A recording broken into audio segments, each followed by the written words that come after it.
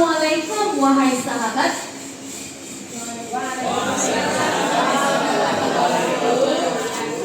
Siang-siang harus semangat.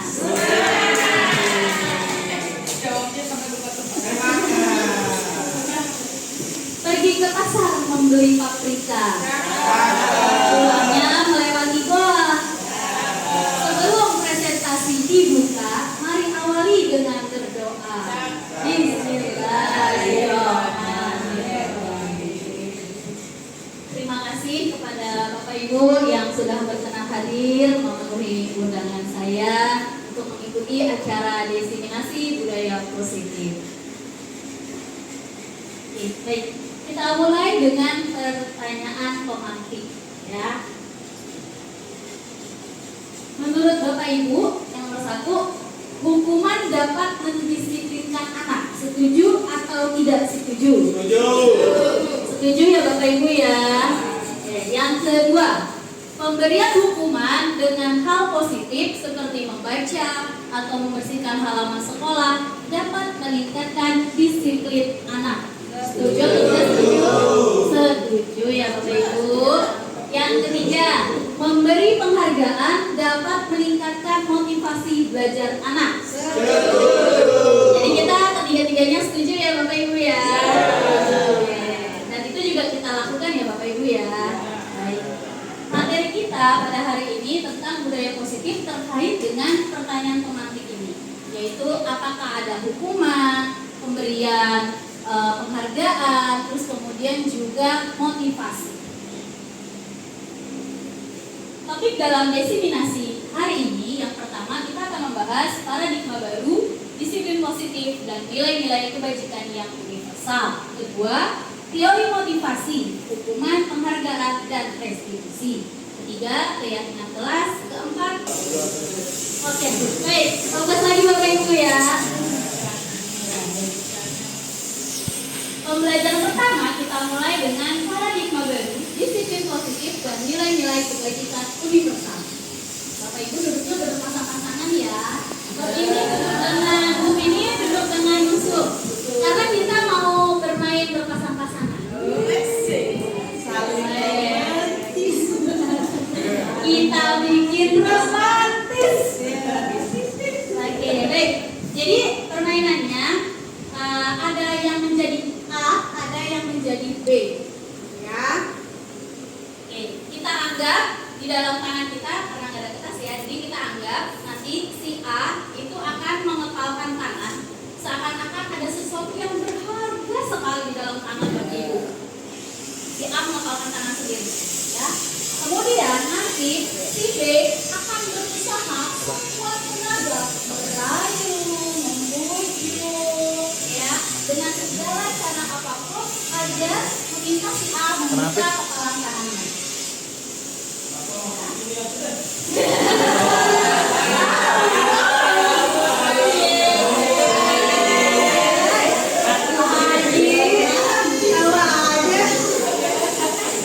Oke, benar ya.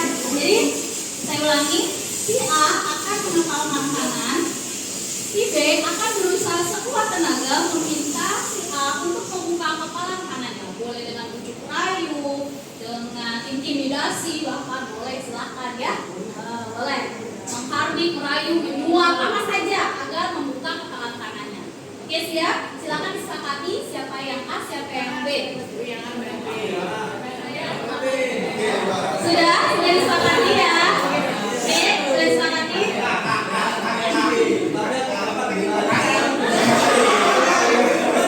Oke, baik ya. Siap? Ya. Oke, baik. Dari sekarang silakan Bapak Ibu. Ini yang lain.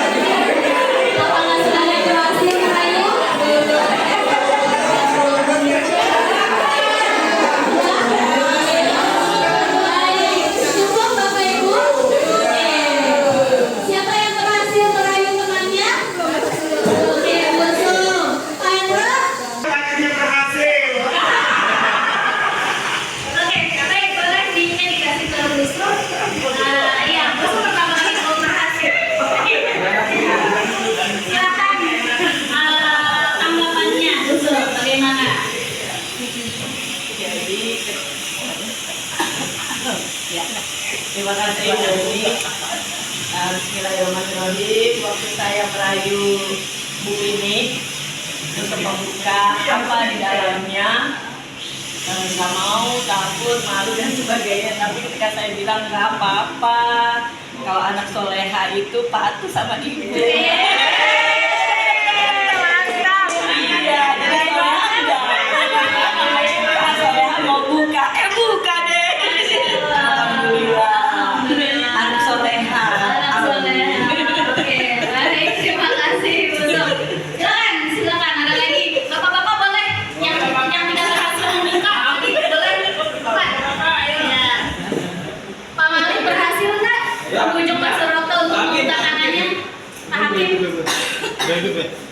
Pak Suroto gampang itu jawabnya kalau si kita apa itu sebenarnya intinya karena kita sama-sama laki-laki. Kalau selalu merayu nggak bisa. Oh gitu, tapi kan bisa dengan cara lain Pak, tidak harus dengan merayu. Nanti saya durhaka. Oh gitu. Senioritas. Betul. Jadi kalau mungkin beda. Yang ini Pak Tetian Pak, ini Lesmi.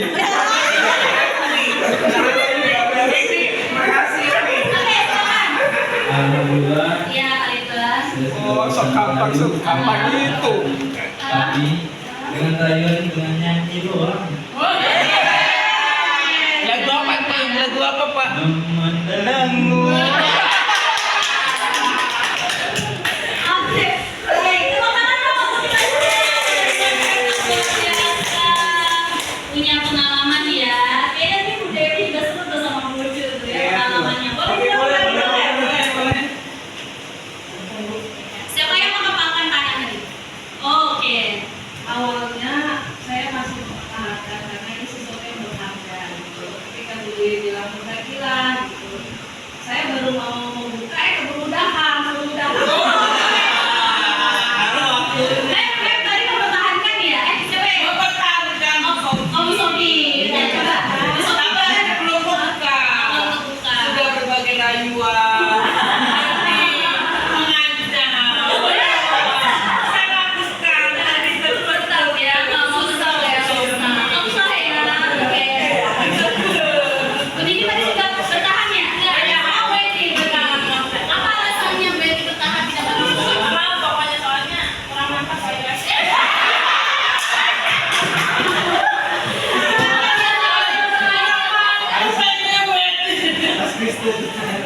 Oke, baik.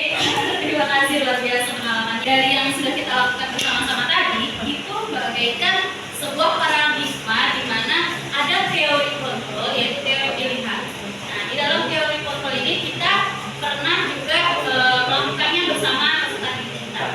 Seakan-akan ada ilustrasinya bahwa kita sebagai guru itu mengontrol murid.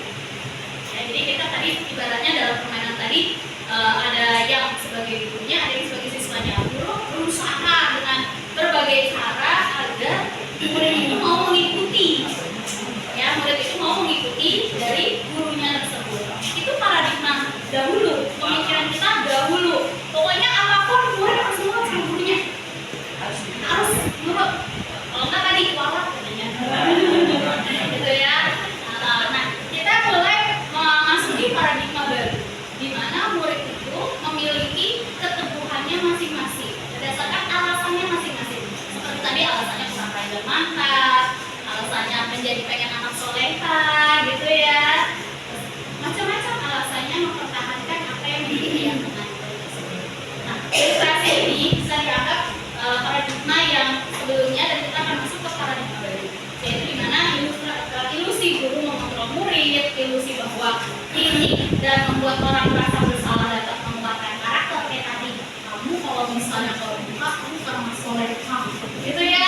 Jadi harus rasa bersalah nih kalau nggak ditutup ada yang soleha dong, gitu kan ya. Nah, terus ilusi bahwa semua penguatan positif efektif dan bermanfaat.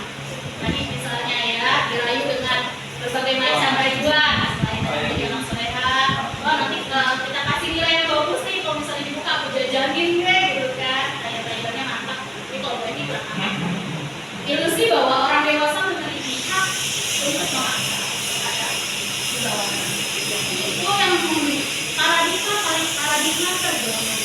Berbeda dengan paradigma sekarang yang sudah mulai ada ya di sekitar kita. Terlebih sekarang di saya juga masih sama kadang-kadang paradigma dulu ya. Tapi kita sama-sama. Oke, baik. Perubahan paradigma ada stimulus respon, teori foto, atau teori pilihan. Siapa sih sesungguhnya yang memiliki foto? Yang tadi ada si B. Kontrolnya di mana? Apakah si A, apakah si B yang mempunyai kontrol? Silakan. Tadi mic-nya boleh. Ya. Yang mempunyai kontrol itu si A. Kenapa? karena dia yang menentukan, yang mengontrol apa dia membuka atau tidak dengan berbagai ragam. Oke, baik. Ada yang lain selain A? Ada yang berpendapat kontrolnya ada di B, gitu. Ada? Silakan. Niki boleh? Kontrolnya di mana? A. Saya sama kontrolnya di A. Karena kan kalau di sini ibarat dalam apa ya kegiatan belajar mengajar ya, guru yang harus punya kontrol dibandingkan siswanya gitu. Walaupun nggak pakai dengan cara-cara yang ala tadi gitu, dengan hal-hal baru, tapi tetap kontrol ada di guru. Kontrolnya ada di guru, berarti di B. Iya. Kontrolnya Di B. Di B. A yang ada siswanya Niki kontrolnya di B. B ya. Oke. Baik. Tetap kontrolnya ada di B. ya. Baik. Nah, kalau dulu kita mengenal istilahnya selamat datang Bapak. Sebentar ya Bapak Ibu, kita sambut Bapak dan kita dengarkan. Selamat datang Bapak, selamat datang Bapak, selamat datang kami ucapkan. Selamat datang Bapak, selamat datang Bapak, selamat datang kami ucapkan.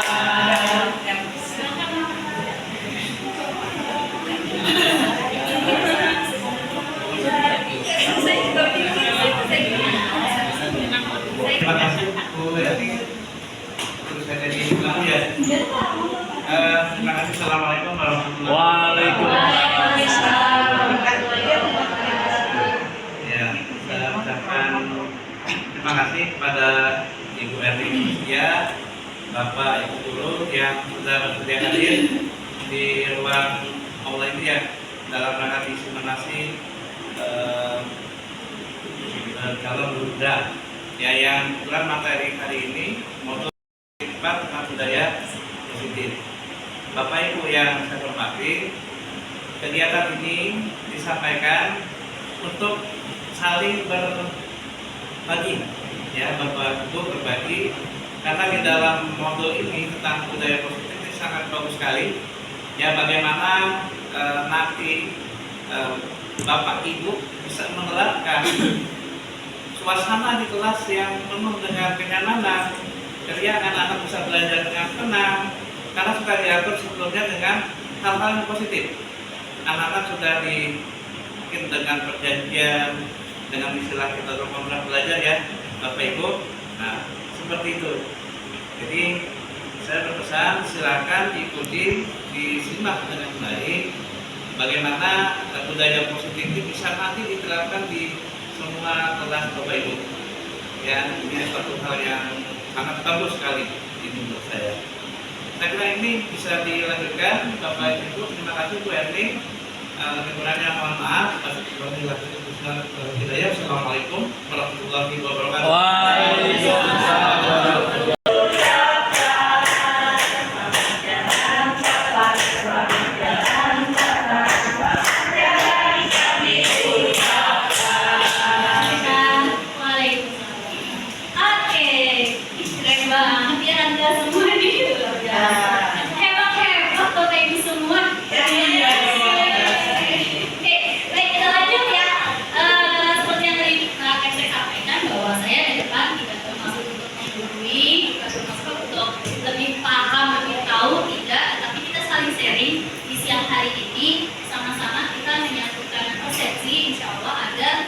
Menjadikan murid-murid kita peserta didik yang lebih baik lagi.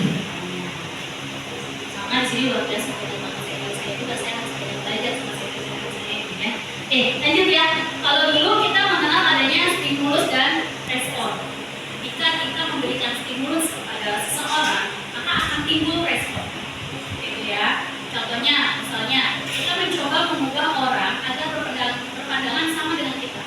Biasanya kalau stimulus dan respon kan gitu ya.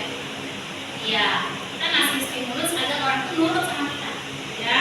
Nah, kalau di teori kontrol atau pilihan, kita berusaha memahami pandangan orang lain tentang dunia. Jadi kita mencoba untuk memahami pandangan orang lain terhadap suatu masalah. Bukan berarti orang itu harus punya pandangan yang sama. Ya, perbedaannya stimulus dan respon. Kemudian di stimulus respon juga ada perilaku buruk dilihat sebagai suatu kesalahan. Itu ada yang sesuatu yang salah, udah dianggapnya buruk banget atau perbuatan buruk dianggapnya bersalah ya. Nah, sedangkan di teori kontrol kita melihat semua perilaku memiliki tujuan. Oh, mungkin bisa jadi si A murid ini melakukan ini karena ada ini. Oh, mungkin si A lambat sekolah ada masalah apa yang kita belum tahu. Jadi biasanya kita langsung menjelaskan, kamu terlambat, gitu ya. Kamu terlambat, salah, enggak? Kamu boleh masuk kelas, kan gitu ya. Kemudian orang lain bisa mengontrol saya, kalau di stimulus dan respon. Tapi kalau di teori kontrol itu hanya Anda yang bisa mengontrol diri Anda. Tadi kekeh, kamu mau dibuka, pokoknya aku mengontrol diri sendiri, aku mengontrol orang lain, ya itu misalnya. Kemudian saya bisa mengontrol saya, pemaksaan ada pada saat rujukan gagal. Tadi buka nggak tangannya, buka nggak ya kan, dari yang manis-manis jadi galak gitu ya. Tanya awas juga biasanya kita ya. Oke, terus kalau di teori kontrol itu ada kolaborasi dan konsensus menciptakan keyakinan baru. Artinya ada keterikatan, kesepakatan, konsensus bersama maunya seperti apa sih belajar kita. Ya, maunya gimana nih? Sepakat yuk, kalau buka, nah ini ya, kesepakatan. Kalau enggak, maka. Kemudian model berpikir yang menang kalah. Tadi ya, gue berhasil buka tangannya, menang gitu kan. Terus yang udah tangannya dibuka merasa menang, merasa bertahan diri gitu kan ya. Tapi kalau di teori kontrol itu ada model berpikir menang-menang, artinya semua Tadi yang harus sampai dia maksa gitu. iya. Karena nggak mau ngasih tahu dia apa yang dia lakukan. Oke. Baik. Mungkin untuk pastinya dia. Ya, hak saya Mungkin hak saya dan ikut. Betul. Sama itu yang penting. apa pengen tahu dan pegang waktunya. Oh yang ya, karena bapak tadi pengen tahu kan Teori motivasi motivasinya. saya ketika saya tuh penasaran apa sih isi yang dia miliki, Ya, ada. apa sih yang dia sulit banget untuk dibukanya, Oke. sampai begitunya dari sidang dari film. Oke, betul. Baik. Jadi kita tahu ya ada motivasi. Apa sih motivasi itu? Dorongan ya, dorongan. Nah, biasanya kita tahu dorongan itu berasal dari mana? Ada dua. Betul, silakan. Iya. Iya. Motivasi dalam diri dan motivasi dari luar diri. Biasanya yang paling kuat adalah dari dalam diri. Karena ketika seseorang itu memiliki motivasi dalam dirinya kuat, hal-hal apapun yang dari luar itu tetap dia akan maju. Jadi motivasi ada dua di antara yang harus dipahami. Iya, betul sekali. Kunjungan Anda kalau betul. Ya, jadi motivasi itu ada dua, ada eksternal dan internal ya. Ada intrinsik dan ekstrinsik. Kalau kata-katanya dia bilang maknanya sama ya, dari dalam dan dari luar. Kemudian juga nanti kita akan belajar mengenai tentang hubungan dan kebahagiaan. Nah, ini tentang teori motivasi perilaku manusia. Seperti yang tadi sudah Bunda sampaikan, ada motivasi eksternal, ada motivasi internal. Kita lihat nomor satu dulu ya Bapak Ibu. Untuk menghindari ketidaknyamanan atau hukuman, apa yang akan terjadi apabila saya tidak melakukannya? Berarti ini motivasi eksternal. Ya, contoh misalnya anak, saya nggak mau datang terlambat, daripada terlambat tidak hukuman. Berarti motivasi dia datang tepat waktu karena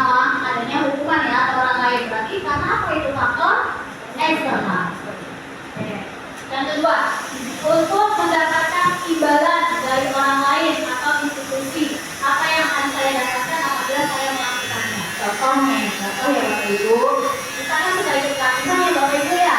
Nah, biasanya kalau kita ikut pelatihan, motivasinya apa? Ya, dapat sertifikat, betul. Apa? Ya, takut sama pimpinan, ya. Ya, terus apa lagi Bapak Ibu? Naik pangkat, betul. Apa lagi? Nah, itu semua. Nah, kalau kita ikut pelatihan sampai sekarang itu apa tuh motivasinya berarti? Eksternal atau internal? Eksternal ya. Oke. Baik, yang ketiga nih, Bapak Ibu, untuk menghargai diri sendiri. Contohnya, saya akan menjadi orang yang seperti apa apabila saya melakukannya. Contoh, saya akan menjadi apa ya kalau saya ikut pelatihan ini? Saya menambah ilmu apa ya kalau ikut pelatihan ini? Itu berarti motivasi dia mengikuti pelatihan berasal dari dalam diri sendiri. Begitu juga dengan murid-murid kita Bapak Ibu. Murid-murid kita juga punya motivasi eksternal dan motivasi internal. Tapi mayoritas murid kita sekolah motivasinya eksternal.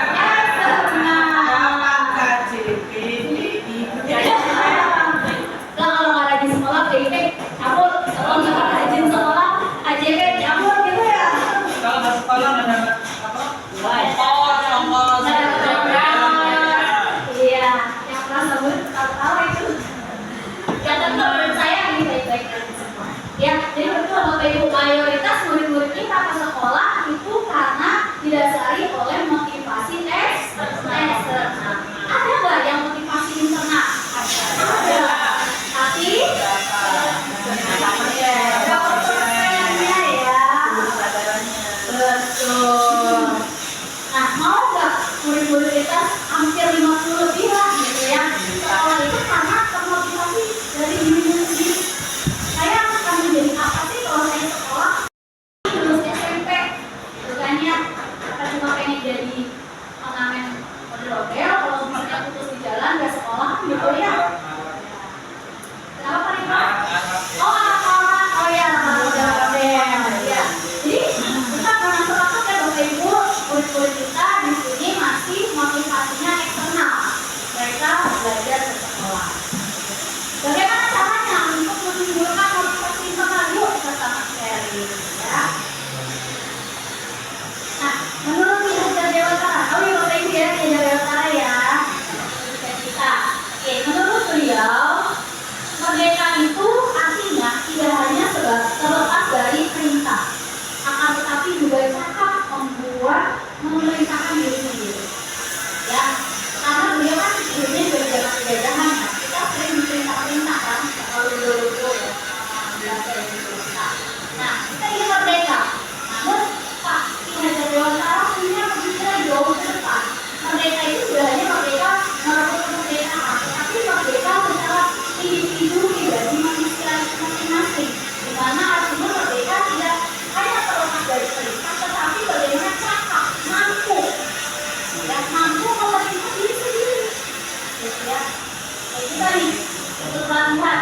Memang awalnya karena penghargaan, awalnya karena paksaan dari pimpinan, tapi lama-kelamaan kita sebagai motivasi dari diri sendiri untuk mengembangkan kompetensi kita. Artinya kita menjadikan diri kita sendiri untuk kita terus bisa belajar. Nah, itu tadi motivasi. Terkait motivasi jelas ya Bapak Ibu ya. Ada yang ditanyakan sebelum kita masuk ke pengumuman dan penghargaan. Cukup ya. Jadi memang kebanyakan kita dapat simpulkan motivasi kebanyakan eksternal. Dan kita nanti akan sama-sama belajar bagaimana membangun motivasi dari dalam diri agar menjadi pribadi yang lebih baik. Lanjut ke penghukuman dan penghargaan. Nah, ini ada kata-kata nih, dihukum oleh penghargaan. Apa tuh dihukum oleh penghargaan? Kok dapat penghargaan kayak dihukum? Ada yang bisa bantu? Dihukum oleh penghargaan. Nah, bingung ya, karena selama ini yang namanya penghargaan adalah positif.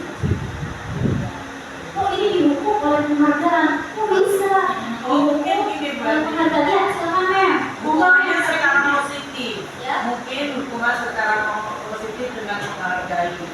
contohnya nih, karena kamu terangkat kan, dukung dengan penghargaan. Nah, kita tanya apa sih yang membuat kamu lagi ide dengan merasa dihargai. Dan kalau terlambat atau salah, tapi kalau kita menghargai dia, keputusannya dia, apa dia, jadi kan merasa juga mungkin itu dia penghargaan dia, mungkin Iya. Oke, terima kasih Mem, luar biasa. Oke, ada lagi yang lain dihukum oleh penghargaan. Ya, silakan. Misalkan yang kaitan dengan reward itu kan ada dua negatif. Ketika diberi reward positif, diharapkan anak akan mengulangi perbuatannya. Ketika diberi reward negatif, anak akan menghentikan yang dihukum itu. Bisa nggak masuk ke situ? Dihukum oleh penghargaan. Bisa, betul. Betul. Ya, silakan, Pak Ridwan. Kalau pandangan saya, pendapat saya, dihukum oleh penghargaan itu, contohnya tidak sesuai dengan pemandangan seorang pemimpin. Contohnya, kita sudah mengeluarkan prinsip pandangan, tapi tidak sesuai. Oh ini bakal ribut nih, akan menjadi penyakit lebih besar hasil hukuman. Tapi itu penghargaan dia loh. Oke, bentuk penghargaannya dalam arti memberikan hukuman Dia masih supaya pandangan. pandangan. Oh, oke, seperti itu kan kita kata seperti itu. Tapi menurut pandangan pimpinan kita berbeda. Oh, bakal merusak lah. Bisa kalau dikasih Atau istilahnya dia ikut campur. Beda. Ternyata penghargaan itu juga bisa dijadikan suatu hukuman. Ya. Kenapa? Dalam arti meminta dan membujuk seseorang melakukan sesuatu untuk memenuhi suatu tujuan tertentu dari orang yang meminta atau membujuk. Dorongannya eksternal dan akan ada faktor ketergantungan. Jadi kalau kita kasih reward terus menerus, maka yang diberikan reward itu akan merasa tergantung oleh kita, sehingga itu akan menjadi hukuman bagi dirinya, dalam arti tidak mengembangkan potensi diri itu, sisi seseorang itu. Ya, kita kan pengen tadi salah satu nilai kebajikan universal adalah mandiri ya. Tapi kalau kita terus menerus kasih reward, apakah seseorang itu akan menjadi pribadi yang mandiri? Tidak. Maka itu dikatakan pemberian reward atau pemberian penghargaan bisa dikatakan sebagai penghukuman. Dalam arti menjadi sesuatu yang buruk untuk orang yang menerima penghargaan. Contohnya, ya, beberapa dampak dari pemberian penghargaan, pengaruh jangka pendek dan jangka panjang. Artinya kalau kita terus-menerus memberikan reward, jangka pendeknya kira-kira apa Bapak Ibu? Contoh ke murid ya. Ya terus-menerus kita kasih reward. Nih, Bu Erni masuk kelas. Assalamualaikum, selamat pagi anak-anak. Hari ini Bu Erni bawa bintang. Yang bisa jawab pertanyaan Bu Erni dapat bintang 5. Nanti bisa ditukar voucher belanja ke kantin. Jangka pendeknya pada hari itu bagaimana efeknya? Nah, anak-anak responnya seperti apa? Menjadi aktif belajar.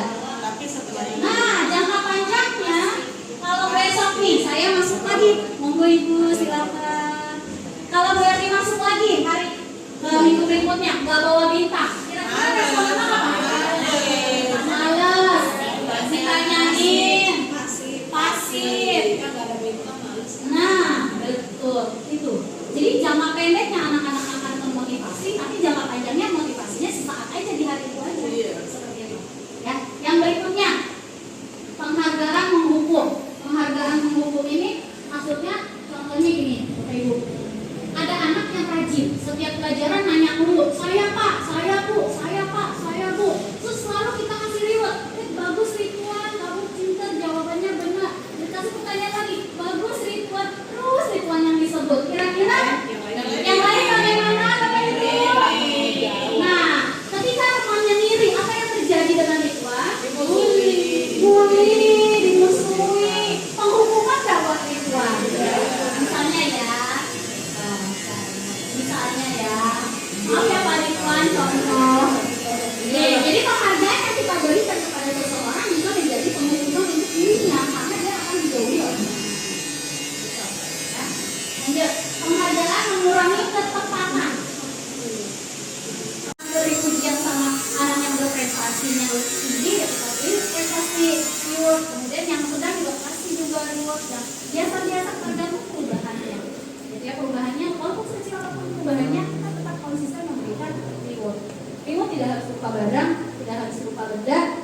juga dengan ucapan-ucapan memotivasi, berikan jempol ya. Kamu hebat. Gitu ya. Lanjut, fokus pada proses. Jadi kita menyampaikannya disebutkan dulu prosesnya. Oh, kemarin kamu belum bisa menyebutkan nilai-nilai Pancasila sila pertama. Minggu ini kamu bisa, kamu luar biasa. Jadi kita sebutkan prosesnya dulu, sehingga anak itu akan terbiasa dihargai melalui prosesnya, bukan hasil akhir. Sehingga tadi penghargaan yang tidak tepat, penghargaan yang tidak menimbulkan kreativitas tidak terjadi. Karena apa? Karena kita memuji, menghargai prosesnya, bukan hasil akhirnya. Oke, baik. Contoh pengakuan atau apresiasi kebajikan. Kita bisa berkata-katanya dimulai dari contohnya nih ya. Kemarin saya perhatikan nilai kebajikannya, rasa empatimu besar sekali. Situasinya pada saat menolong murid baru di kelas kita. Berarti kita mereward proses ya Bapak Ibu ya kalau kita pakai kalimat ini. Emang agak panjang ya, hanya bahasa Indonesia kali ya.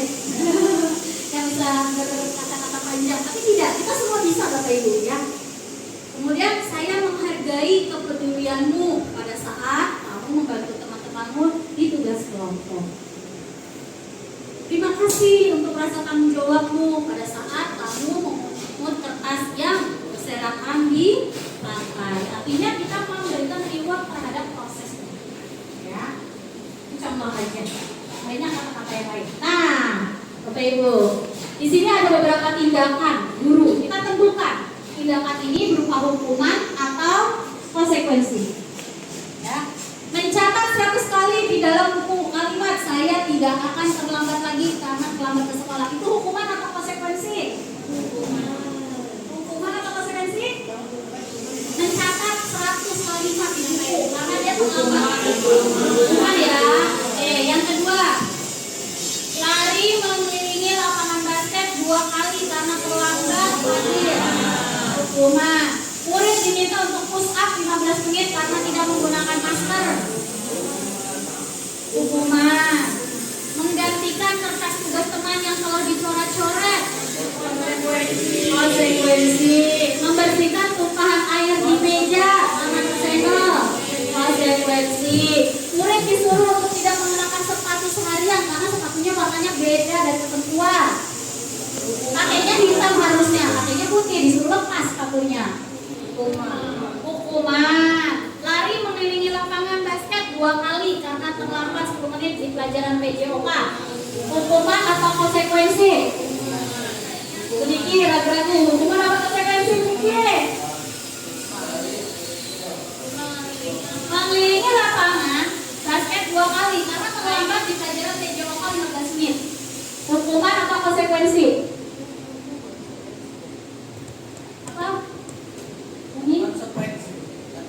Konsekuensi, oke. Bapak, hukuman atau konsekuensi Bapak? Itu antara gurunya sama muridnya udah ada kesepakatan apa belum? Oke, cakep, betul. Kalau sudah ada kesepakatan, Betul, ya tepuk tangan dong. Pak Suroto 1 langkah lebih maju. Nanti di akhir materi ini kita masuk ke situ Pak. Kesepakatan. Luar biasa. Gak salah saya pilih ya. Gak kelihatan ada yang di belakang, di depan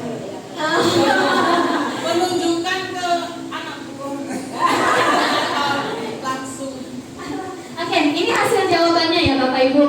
Mencatat 100 kali di buku hukuman. Kenapa hukuman? Karena apa Buniki? Kalau dia konsekuensi, kayak dia tuh suruh memperbaiki. Hukuman kan jatuhnya jadi kayak enggak. Kalau dia dilakukan 100 kali atau ribuan kali itu enggak akan berubah gitu. Itu kalau hukuman ya. Dan biasanya kalau hukuman merasa tidak nyaman gak sih? Iya.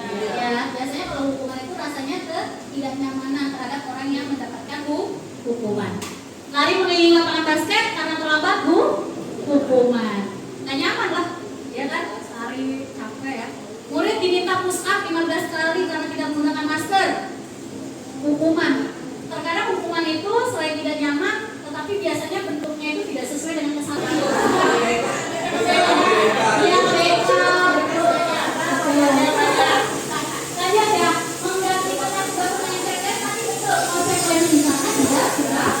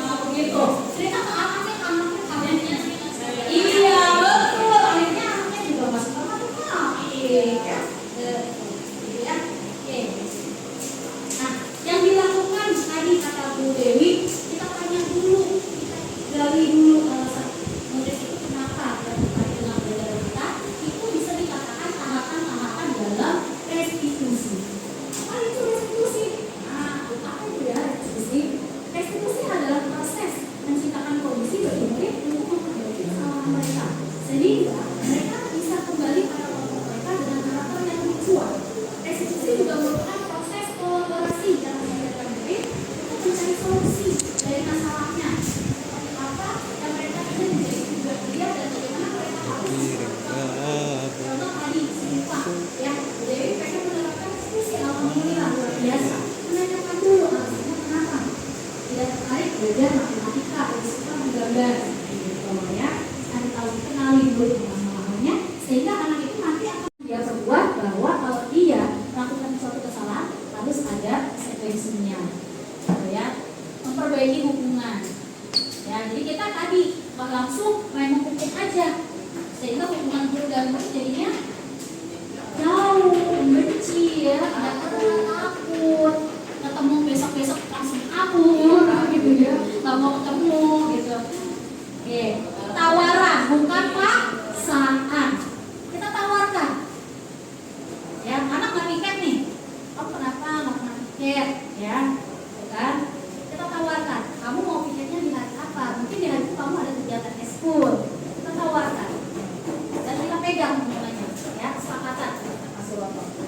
Nanti ada tuh posisi kita sebagai pemantau. Kita sudah ada tawaran, kita sepakat kita berposisi sebagai pemantau, memantau anak ini sesuai nggak dengan omongannya, sesuai nggak dengan kesepakatannya. Nanti posisi guru ada kita bahas. Lanjut, restitusi menuntut untuk melihat ke dalam dirinya ya, melihat ke dalam, karena kita menanyakan.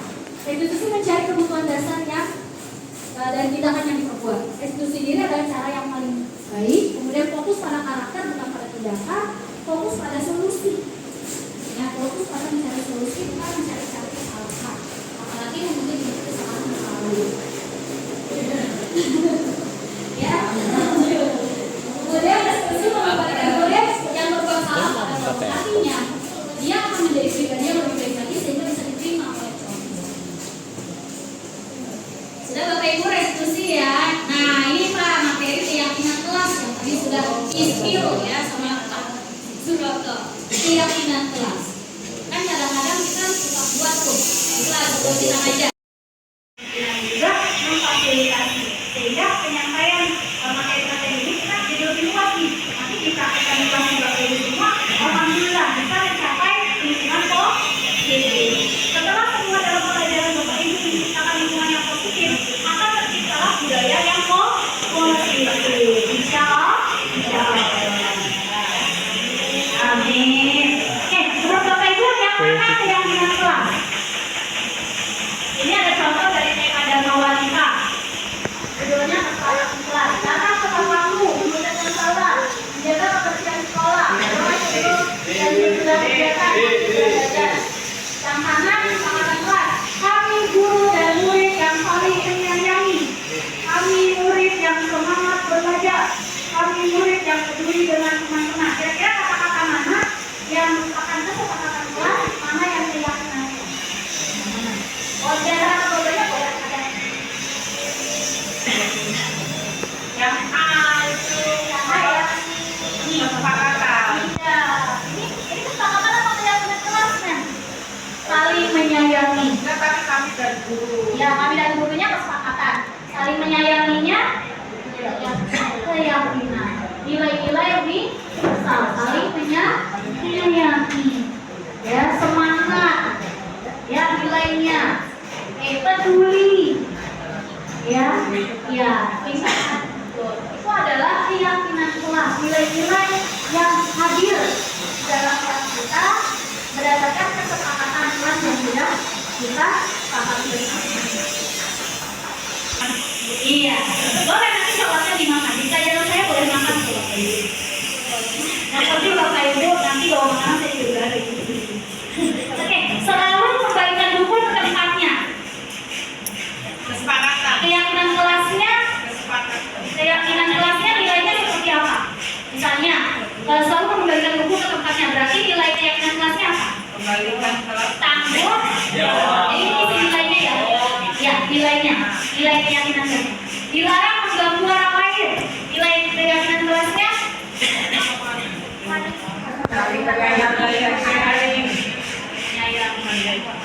Hadir di sekolah 15 menit sebelum pelajaran dimulai. Nilai keyakinan kelasnya tanggung jawab. Boleh. Oke. Dilarang melakukan kekerasan. Saling menyayangi, Keyakinan kelasnya saling menyayangi, menyayangi. Dilarang menggunakan narkoba. tanggung jawab. Kesadaran. Pergantian atau nunggu giliran nanti. Gunakan masker. Jangan berlari di kelas atau di koridor. Kita kan sering tuh.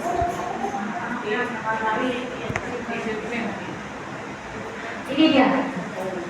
Keyakinan kelasnya nilai-nilainya tanggung jawab, menghormati orang lain, berkomitmen, tadi perjanjian ya. Paling lambat datang ke pelajaran saya 10 menit saya kasih. Lebih dari 10 menit berapa kali jawab? Ya. Dilarang melakukan kekerasan, keselamatan, menghormati orang lain, kesehatan, menghormati bersabar ya. Itu merupakan keyakinan, nilai-nilai yang menjadi keyakinan kelas ini. Keyakinan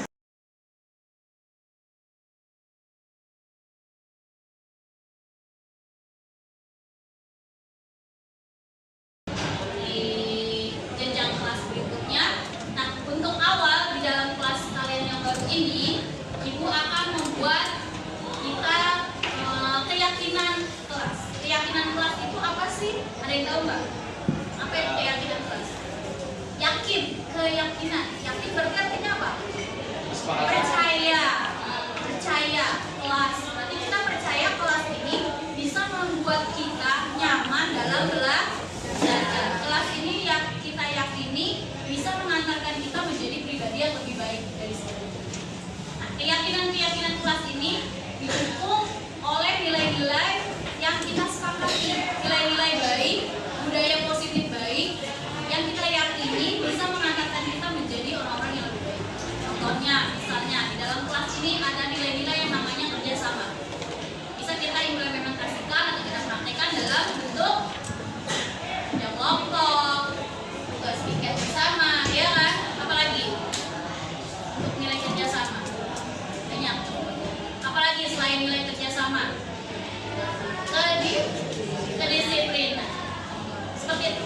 Nah, untuk mengetahui nilai-nilai apa saja yang nantinya kita sepakati dan kita yakini ada di dalam kelas kita, maka Ibu butuh yang namanya apresiasi atau usulan-usulan dari kalian, ide-ide dari kalian dalam bentuk mengisi kalimat rumpang. Kalimat rumpang ini artinya adalah kalimat yang belum lengkap.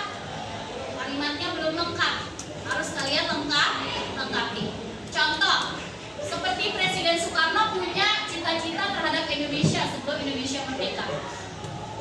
Ya, sebelum Indonesia merdeka, Soekarno memiliki cita-cita memimpikan Indonesia ini yang tadinya serba kepulauan, terpisah-pisah, ada Sumatera, ada Jawa, belum Indonesia namanya. Beliau mencita-citakan Indonesia menjadi satu. Ketika melihat Sumatera tidak lagi bernama Sumatera, tetapi Indonesia. Melihat Kalimantan, Indonesia. Jadi tidak terpecah-pecah, menjadi impian yang satu untuk Indonesia. Sama seperti kelas kalian, ya.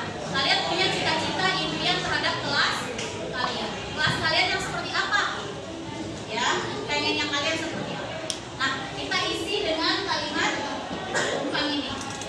Bisa bantu sama bagiin stick note-nya untuk menulis. Nanti kalian boleh menuliskan jawaban kalian di kertas yang dibagikan. Tulis namanya.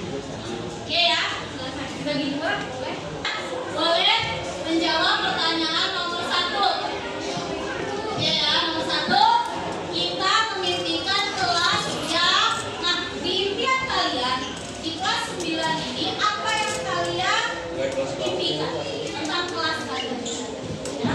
Kita memimpikan kelas yang paham isinya, contohnya yang bersih, yang nyaman, misalnya seperti itu.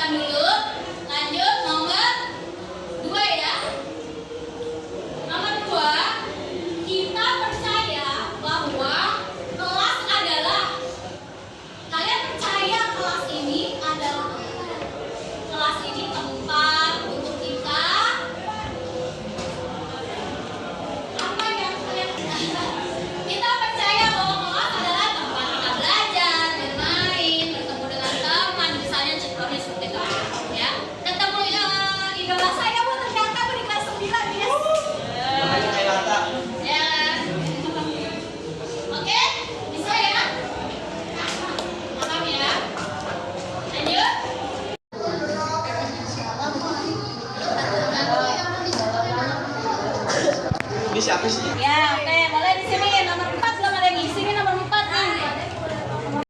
Nah, oke. Mana lagi?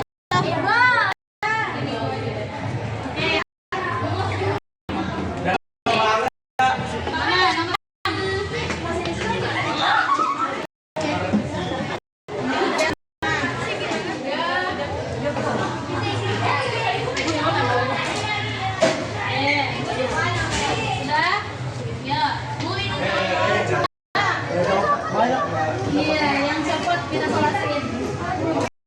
Ya. Cek. Oke, kita lanjut. Setelah kalian selesai mengisi kalimat rumpang, maka ibu mau perwakilan dari kalian siapa yang mau membacakan hasil jawaban teman-temannya. Silakan. Untuk kalimat pertama, ya, teman-teman boleh bacain. Nah, yang mau nih. Ya. Bagus, Mas Rafa, keren. Ya, Ayo. Silakan Mas Rafa pilih 5 jawaban penting yang mau membacakan. Yang bebas lah yang mana. Baca dulu. Kita kelas yang mana yang kamu mau ambil? Silakan yang mana jawabannya mau kamu baca? Yang nyaman Yang nyaman, dulu apa lagi? terus yang kelas yang rapi dan tak peraturan Bu. Oke, kelas yang rapi dan tak peraturan. Apa lagi? Kelas yang kompak seru dan adem Bu. Oke, kelas yang kompak, seru, adem. Oke, 3. Apa lagi? Memimpikan kelas yang Memimpikan kelas yang tidak berisik dan solid. Oh, tidak berisik dan solid. Solid. Lagi? Yang bersih. Oke, lanjut. Nomor 2. Kita percaya bahwa kelas adalah silakan. Ya,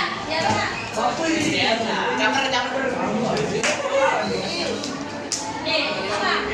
Kita percaya bahwa kelas adalah saya percaya bahwa kelas tempat untuk belajar, rumah kedua, rumah, kelas adalah tempat belajar. Kita percaya bahwa kelas adalah tempat untuk menuntut. Oke, kita percaya bahwa kelas adalah tempat belajar, rumah kedua kita ya, tempat mencari ilmu, dan yang paling penting adalah tempat Jawaban. apa? Udah, tempat untuk belajar dan bersilaturahmi pastinya ya. Tepuk tangan buat dia. Lanjut, ketiga, di kelas kita mengutamakan. Oke, siapa yang mau baca? Rizky Bu. Apa kalian mau? Iya. Di kelas kita mengutamakan apa ya, Nek?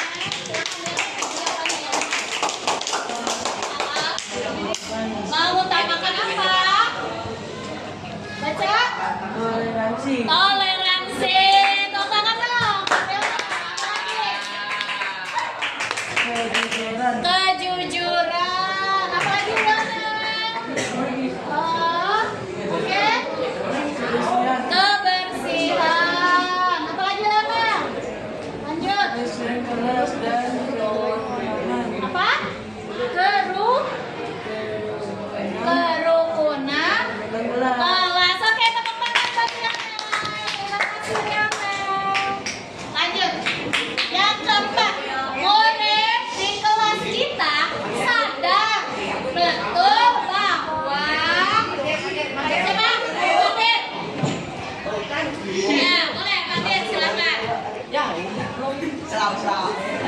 Oke, Fatin pilih 5 jawabannya. Boleh baca dulu soalnya, baca dulu soalnya. Murid di kelas kita sadar betul bahwa Ya, bahwa apa nih? sadar betul bahwa murid di kelas harus menghormati guru. Cakep. Apa lagi? Apa nih? Sadar betul bahwa Audinya lah. oh iya apa? Menjaga kebersihan dan kedisiplinan kelas. Betul. Apa lagi? Betul nih Bu. Apa nih? Apa nih? Oh, menjaga kebersihan dan tempat waktu. Oke, 3. Apa lagi? apa nih Bu? Oh, kita sebagai murid harus sadar betul bahwa kita harus mentaati tata tertib yang ada di sekolah. Cakep, satu lagi. Nah, ini Bu, Apa? guru perlu dihargai dan dihormati. Cakep. Terima kasih, Pak Tri. Lanjut, yang kelima. Yang kelima. Siapa yang mau baca yang kelima? Ya, silakan. Ayo. Silakan, Raya. Murid di kelas ini yakin untuk yang pertama yakin mengerjakan. Deka boleh bantu tulis ya. Oke. Silakan Deka bantu tulis. Yang lain tunjuk tangan untuk menyampaikan nilai-nilai keyakinan yang kita perlukan di dalam kelas ini. Nantinya kita sepakati untuk kita sama-sama menjalankannya. Ya, boleh.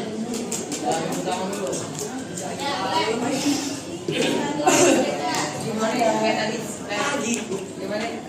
Tadi ini begini masalah ini juga. Hei, nomor 1. Apa keyakinan yang akan kita tuangkan dan kita nantinya sepakati? Berdasarkan tadi, kamu pengen suasana belajar yang nyaman di dalam kelas ini, yang nggak berisik. Ya, berarti diperlukan apa yang namanya menjaga ketertiban. Berarti mematuhi tata tertib sekolah. Oke, tulis mematuhi tata tertib. Oke, selain mematuhi tata tertib sekolah, apa lagi? Apa tadi tuh? Pengen kelas yang nyaman. Kalau kelas yang kotor nyaman nggak belajarnya? Enggak, berarti keyakinan kelas apa yang harus kita sepakati? Menjaga kebersihan kelas dengan menjalankan piket.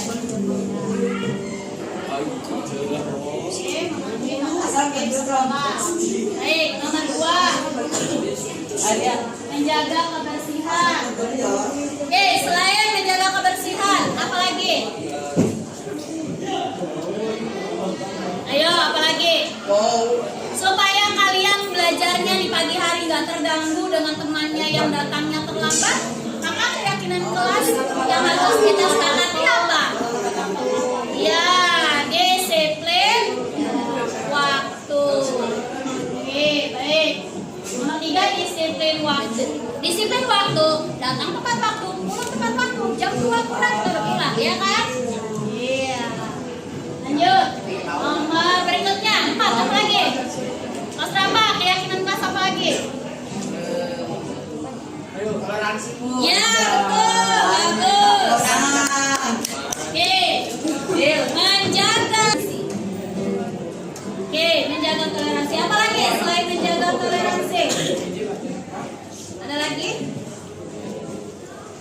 Tadi kan pengen berprestasi kan kalian belajar. Maka keyakinan kelas apa yang harus ada? Supaya kalian dapat memiliki motivasi untuk berprestasi. Nah, menyepakati inilah bajunya yang rapi. Nah, itu tadi menjaga tata tertib sekolah, baju aturan.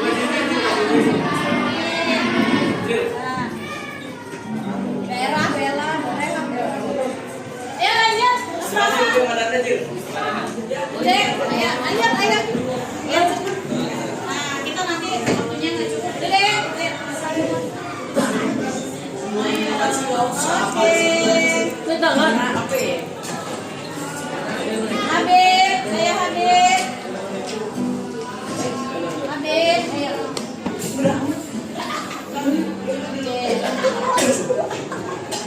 Lanjut, Maya. Ya, disepakati ya keyakinan kelasnya dijalani ya. Dengan kalian menandatangani berarti kalian menyepakati dan meyakini kesepakatan kelas kita. Keyakinan kelas dijalankan dengan penuh dengan tanggung jawab. Ya. Ya.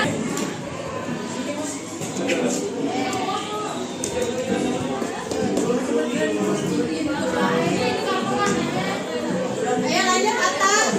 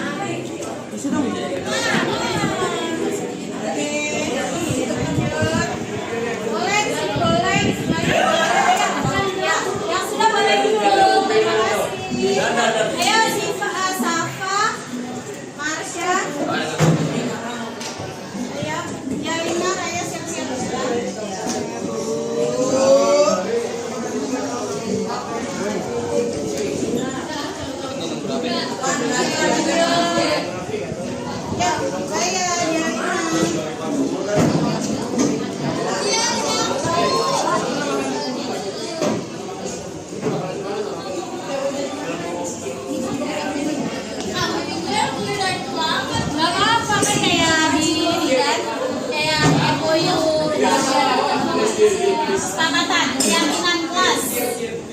Bahwa kita harus yakin mematuhi tata tertib sekolah, menjaga kebersihan, disiplin waktu, menjaga toleransi, menjaga fokus, tidak meninggalkan kelas tanpa izin. Baik, lanjut. Ya, Devi selanjutnya. Ya, dia Vina. Kata rekaman. Ibu situ Sil ada. Sama kayak Arta, sama kayak Arta. Itu. Gantiin.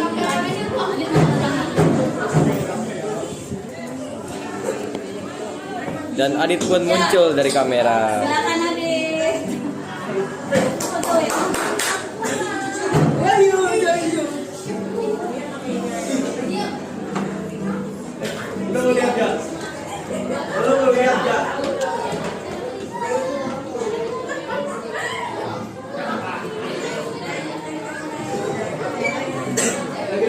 Oke, baik. Sudah ya? Hei, terima kasih.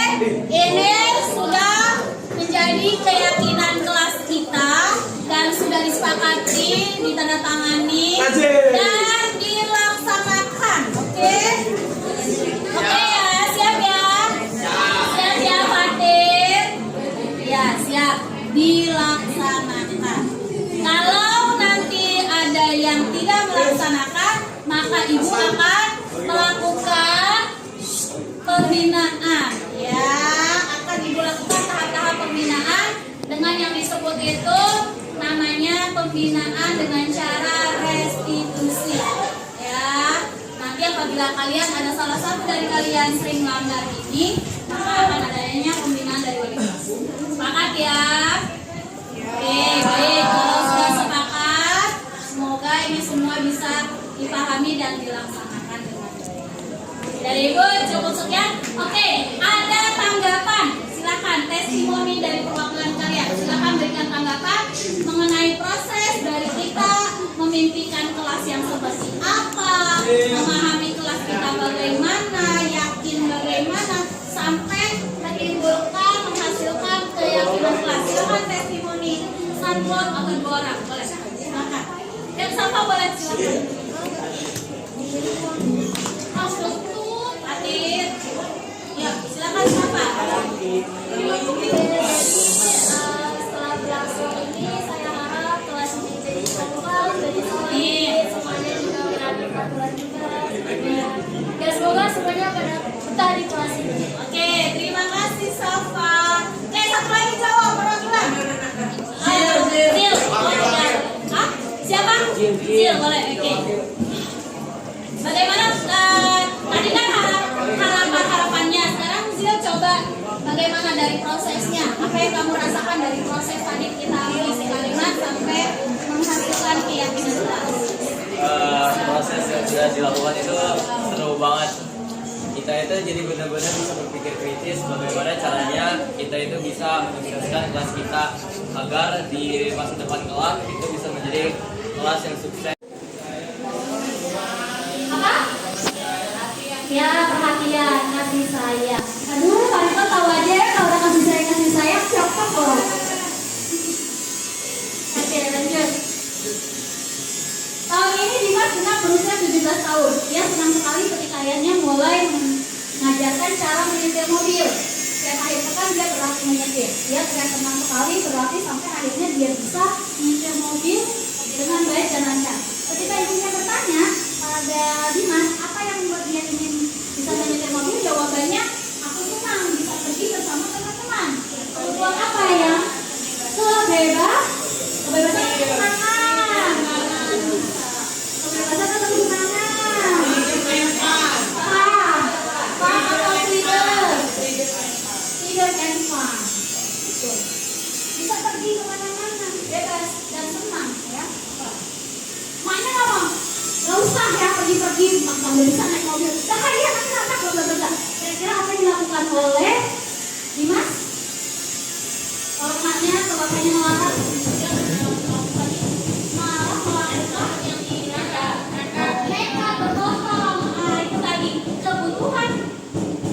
dirinya jika terpenuhi dengan cara yang positif, maka dia akan mencari cara-cara negatif. Oke kayak gue. Oke, sip, lanjut ya. Nah, sebelum masuk ke pelajaran 5, kita nikmati snack dulu ya Bapak Ibu. Kemudian identitas yang berhasil atau sukses, ya kontrolnya tapi dari luar, karena dari guru. Contohnya menjadi teman. Mungkin dengan saya murid ini jadi teman asik, tapi ketika ganti guru dia akan beda lagi, ya kan? Jadi hanya sesaat, ya karena motivasinya dari luar. Kemudian sebagai pemantau. Kalau lagi pantau sama mem nih, ya kalau lagi ada mem asik nih kita baik-baik tuh anak-anak. Nah, kalau nggak ada mem, wow ini lagi. Itu biasanya anak-anak karena merasa guru hanya sebagai pemantau. Nah, tetapi kalau kita membuat diri kita menjadi seorang manajer, membuat identitas yang berhasil untuk murid kita, seperti kita tadi menanyakan hal-hal apa yang terkait dengan pesan dari murid kita jika murid kita memang bermasalah. Jadi dia akan memiliki nilai-nilai yang universal, mau siapapun gurunya, mau dimanapun pelajarannya, dia akan berperilaku yang sama. Gitu. Nah, ini pertanyaan, saya kecewa sekali dengan kamu. Kira-kira siapa yang mengatakan? Guru dalam posisi pemantau, manajer, penghukum, merasa bersalah, atau teman? Merasa bersalah. Ya. Kemudian kamu tidak pernah benar melakukannya. Menghukum. Ayolah, lakukan demi bapak dan ibu. Apakah kamu mau mendapatkan stiker bintang hari ini?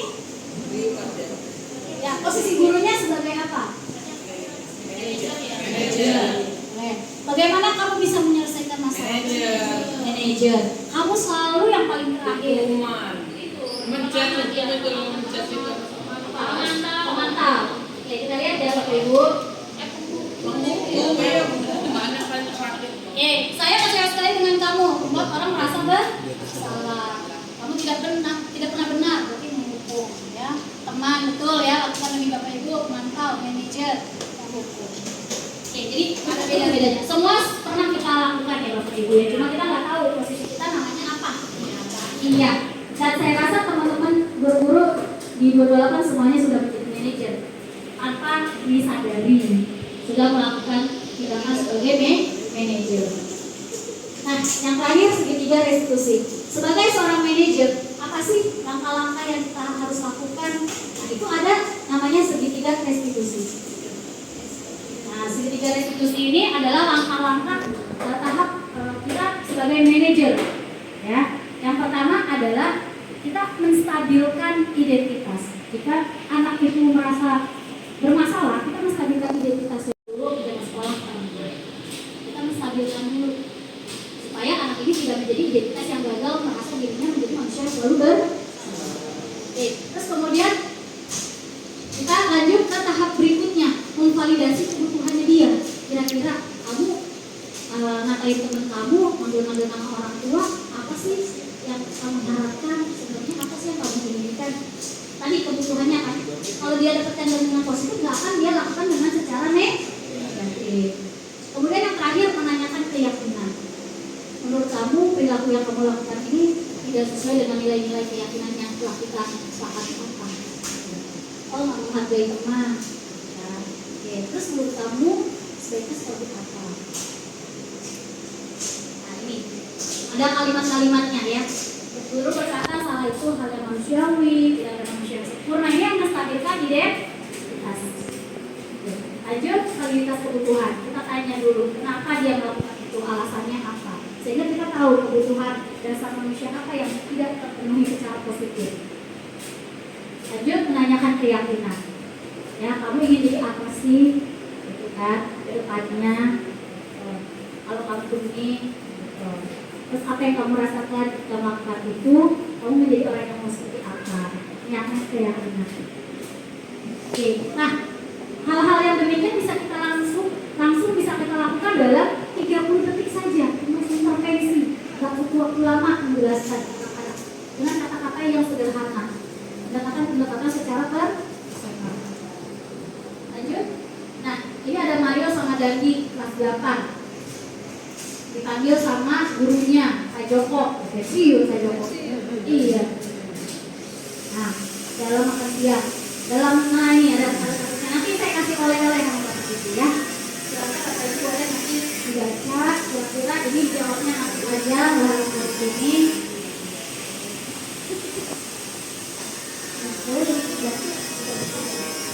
Nanti itu ada wacananya, ada dialognya dari dari Mario sama Adi dengan Pak Joko. Nanti bisa dilihat posisinya Pak Joko sebagai posisi yang mana, pembuka, ya, pembuka, mangkal, manajer, pembuat skala dan lain-lainnya. Ya, itu dialognya. Nanti dibacanya boleh nanti. Ya, R. Oke, dari semua materi yang telah saya sampaikan bisa didapat mapping-nya seperti ini Bapak Ibu. Ya. Disiplin positif itu berawal dari yang namanya ada kontrol, ya. Dari sini boleh. Refleksi kita. Hal baru apa yang mengubah paradigma saya yang saya dapatkan dari mengikuti destinasi siang ini? Gak apa-apa, nanti Bu yang menulis boleh menyusul di bawah. Saya buat kemudian video mulai Pak Adi. Kalau dari saya Bu Rani, pandangan saya sebelumnya saya belum tahu tuh yang namanya restitusi, yang namanya guru sebagai manajer, guru sebagai pemantau, segala macam itu saya belum tahu. Cuma beberapa kali ya saya pernah melakukan itu, jadi sekarang tahu oh guru itu bisa jadi manajer, bisa jadi buku, jadi lain-lainnya. Itu sih yang saya dapat dari hari ini dari Bu Rani sebagai narasumber. Oke, terus perasaannya mengikuti diseminasi gimana Pak? Terutama mengenai makna disiplin dan motivasi yang dari dalam. Perasaan saya sih jadi lebih senang karena ya ada yang bisa berbagi dengan saya dengan teman-teman yang lain saya motivasi. Untuk kedepannya gimana nih Pak? Berarti Bapak sudah pernah melakukan yang tadi sudah kita bahas bersama-sama ya. Namun mungkin namanya yang belum sih peran seperti apa yang telah dilakukan sebelum tahun desiminasi ini. Padahal kita sudah melakukan ya Pak ya, sering ya. Iya, cuma kita nggak tahu itu namanya apa namanya pemantau, manajer gitu ya, restitusi gitu, keyakinan kelas dan sebagainya. Terus menjadi apa nih kedepannya Pak? Kalau yang akan Bapak lakukan? Iya. Saya pribadi berusaha lebih bijak yang menjadi guru sebagai manajer. Jadi kalau yang lainnya kayaknya tidak semuanya harus diikuti, tapi kalau manajer itu kayaknya lebih sesuai. Baik, terima kasih. Hal baru apa yang mengubah paradigma saya yang saya dapatkan? Pertama, mungkin lebih ke yang tadi, yang 3 tadi. Mungkin di kelas awalnya terutama saya, mungkin secara nggak sadar saya banyak melakukan hukuman mungkin. Jadi lebih ke restitusi, memberikan pilihan untuk kedepannya insya Allah. Terus perasaan apa yang muncul selama mengikuti desiminasi ini, khususnya mengenai makna disiplin dan motivasi intrinsik.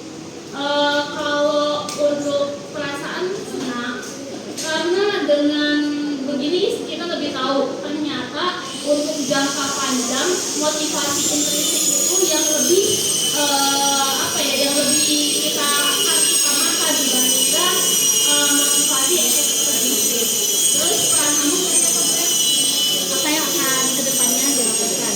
Sebelumnya sudah pernah melakukan? Oh, yang sudah ya lakukan. Kamu itu kita membimbing anak. Nah, kira-kira kita yang menjadi posisi yang mana? Pernah melakukan yang mana? Mungkin secara langsung mungkin kita pernah jadi manajer kali ya. Cuma emang kita belum tahu aja nama kelima itu kan. Terus kalau untuk saya akan menjadi anak yang seperti apa?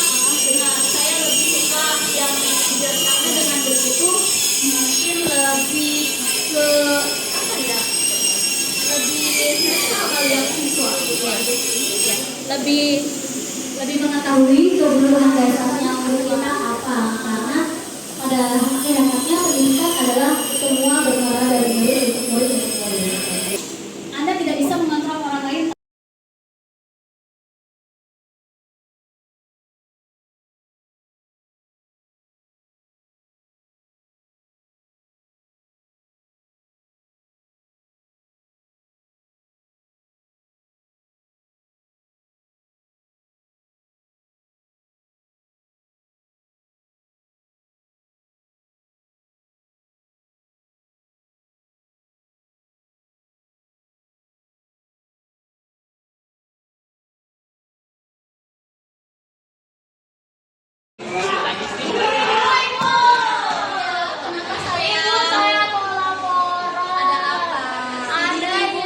Iya, kenapa Bu? Kenapa?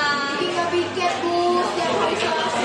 Kalian nggak mengingatkan? Udah diingetin, tapi alasannya selalu sama. Ada acara keluarga, ada ini lah, kalian kabur juga Bu, tanpa kabar bisa gitu. Jadi dia melalaikan tanggung jawabnya nih. Iya. Gitu. Baiklah kalau begitu, Ibu akan proses, Ibu akan panggil dia, Ibu akan tanya kenapa alasannya selalu meninggalkan tugas kewajiban tiketnya. Terima kasih atas laporannya. Kalian terus semangat ya, menjaga kebersihan kelas dan selalu mengingatkan teman-teman di dalam yang tiket. Terima kasih juga ya Ibu. Sama-sama. Makasih ya. Assalamualaikum Bu. Waalaikumsalam. Selamat siang. Selamat siang Diki. Silakan Diki duduk. Terima kasih Bu. Diki tahu nggak kenapa Ibu panggil Diki kemarin? Kurang tahu. Diki belum tahu ya. Oke, Diki dapat tugas tiket hari apa? Hari Selasa. Hari Selasa. Terus kemarin Selasa kamu tiket nggak? Tidak. Tidak. Kenapa? Karena saya sudah dijemput ibu saya dan ibu saya sudah menunggu di halaman sekolah. Kalau kelamaan juga ibu saya pasti akan marah. Kasihan ya Ibu kamu nunggu lama ya. Oke. Berarti kamu nggak pernah tiket di hari Selasa itu berdasarkan laporan teman-teman kamu itu benar ya? Kalau kamu mengatakan teman-teman kamu bahwa kamu di hari Selasa jarang tiket ya. Oke, baik Diki. Ibu mengapresiasi kamu karena kamu tidak ingin membuat ibu kamu menunggu terlalu lama di bawah. Tapi kamu tahu nggak? Kita punya keyakinan kelas waktu awal pertama masuk kelas kita itu ya. Salah satunya untuk apa Diki? Tanggung jawab menjaga piket kelas. Menjaga kebersihan kelas dengan melaksanakan piket ya. Terus baik, berarti kamu ingat ya keyakinan kelas yang kita sudah sepakati bersama. Nah, berarti Diki punya keinginan nggak untuk memperbaikinya? Menurut kamu apa yang kamu lakukan itu tidak membantu teman-teman kamu piket di setiap hari Selasa itu benar atau salah? Salah. Salah. Sehingga apa yang harus dilakukan? Saya akan melaksanakan piket setiap hari Selasa dan menjaga kebersihan kelas. Oh, bagus. Dan akan meminta ibu saya agar agak lama jemputnya dari Sebentar, tidak apa-apa ya. Kamu kasih penjelasan ke ibu kamu. Mama tunggu sebentar. Aku melaksanakan piket dulu ya di atas. Karena itu kamu tanggung jawab. tanggung jawab. Betul sekali Diki. Semoga kedepannya kamu lebih baik lagi ya. Dan yang pasti pertama jaga kebersihan, melaksanakan tanggung jawab piket dan meminta maaf sama teman-teman piket di hari Selasa karena kemarin kamu tidak membantu mereka. Seperti itu. Oke, jadi paham ya yang ibu maksud. Nah, semoga nanti kamu bisa bertanggung jawab lebih baik lagi. Terima kasih ya Bu atas saran dan nasihatnya. Oke, Assalamualaikum warahmatullahi wabarakatuh. Saya Diki Ageng. Pendapat saya tentang Bu Erni yaitu Bu Erni tidak sepenuhnya menyalahkan saya, tetapi ia menyadarkan saya betapa pentingnya menjaga kebersihan kelas dan tanggung jawab terhadap piket kelas. Terima kasih Bu Erni. Wassalamualaikum warahmatullahi wabarakatuh.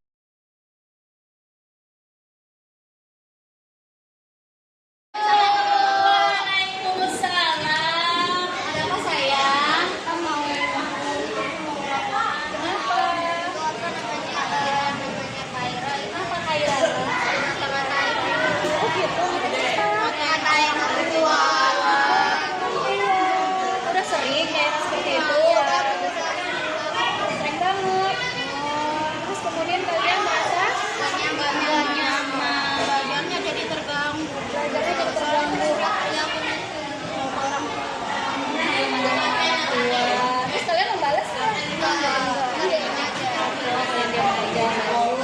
Sekarang dilakukan apa ya? Oke, baik, laporan kalian ibu terima. Nanti ibu tindak lanjuti, ibu bimbing, ibu panggil Kairanya. Setelah nanti ada perubahan ya. Ya, dan kalian juga tetap semangat belajar ya. Dan tidak mencontoh perbuatan yang tidak baik. Jangan membalas perbuatan yang tidak baik. Ya, cukup mendoakan saja. Ya, terima kasih. Tetap semangat belajar. Ya. Ya, waalaikumsalam. Waalaikumsalam. Selamat siang Kaira. Ibu ada apa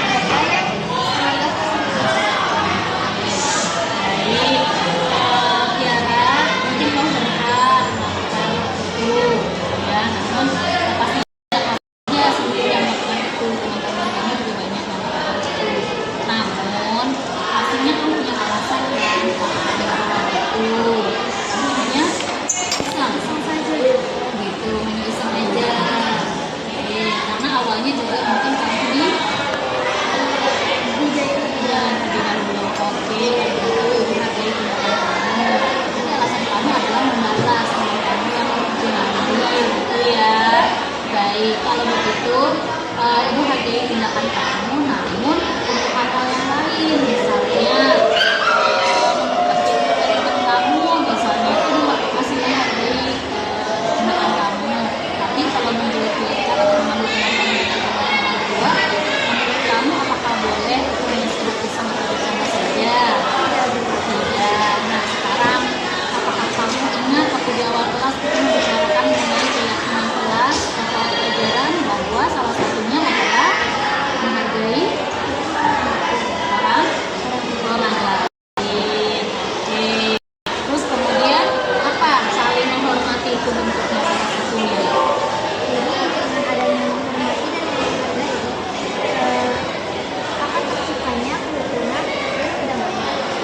betul. Sehingga kalau kita melihat orang lain dengan panggilan nama orang tuanya, kira-kira bisa tercapai kedamaian nggak di dalam kelas kita?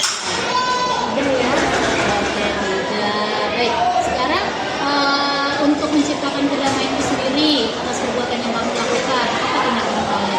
Saya akan meminta maaf kepada teman saya yang saya beri, dan saya akan sadar dan cepat kepada teman saya yang menjadi saya duluan. Baik, jadi membalasnya ya dengan cara yang baik, tidak membalasnya dengan menyebutkan panggilan nama kita. Baik, alhamdulillah bagus sekali Kaira, kamu sudah mengajar kesabaran dan ingin meminta maaf kepada teman-teman. Baik, baik sekarang silakan kembali ke kelas dan minta maaf dengan teman-temanmu ya, semoga pertemuan kalian lebih baik lagi. Oke, ya silakan. Terima kasih.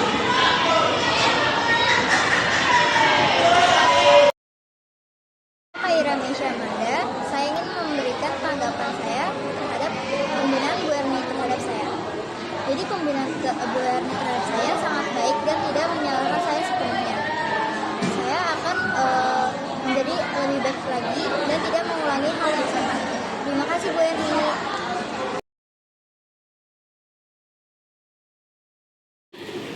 Apa yang dimaksud dengan restitusi? Bu, ya, silakan. Apa yang dimaksud dengan restitusi? Silakan. Ya. Dua pilihan, betul. Dua pilihan dalam menyelesaikan permasalahan. Silakan, Niki. Terima kasih. Oke, lanjut. Berikutnya pertanyaan. Oke. Apa 5 kebutuhan dasar manusia?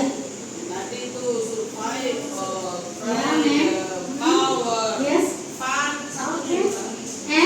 belonging. Oke,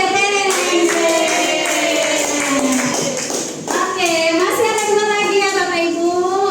Oke. Posisi guru ada berapa dan sebutkan. Ayo yang belum. Apa boleh? Dewi. Oh, apa? Ayo.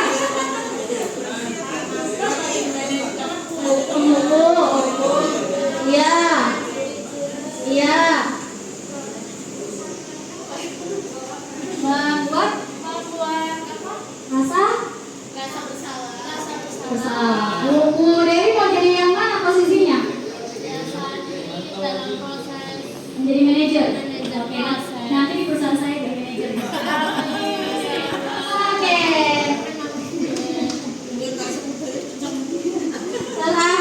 Terakhir Bapak Ibu, terakhir. Oke. Terakhir yang mau kasih pesan dan pesan kan Bapak Ibu buat kita semua tenaga pendidik, mungkin Pak Suroto ya. Jangannya. Untuk kita semua Bapak. Ya. Terima kasih Bu Erni. Yang pertama, kesan saya ya sangat menyenangkan. Ya, dari pertemuan ini yang sudah kita lakukan sebenarnya sudah ada di sini, cuman kan kita belum mengetahui apa materi dan sebagainya tadi. Yang kedua kalinya ini senang tapi susah juga untuk melakukan, khususnya untuk guru-guru yang sudah usia seperti saya. Nah ini, karena sudah terbiasa kita ini adalah apa ya, jadi kayak menghukum gitu ya. Nah, zaman dulu menghukum ini harus ini, lah ini kan berbeda. itu. Tetapi dengan adanya ini apa itu kegiatan ini, mudah-mudahan sedikit demi sedikit kita akan belajar untuk memperbaiki demi kebaikan daripada anak bangsa ini. Terima kasih. Amin. Terima kasih luar biasa Pak Direktur.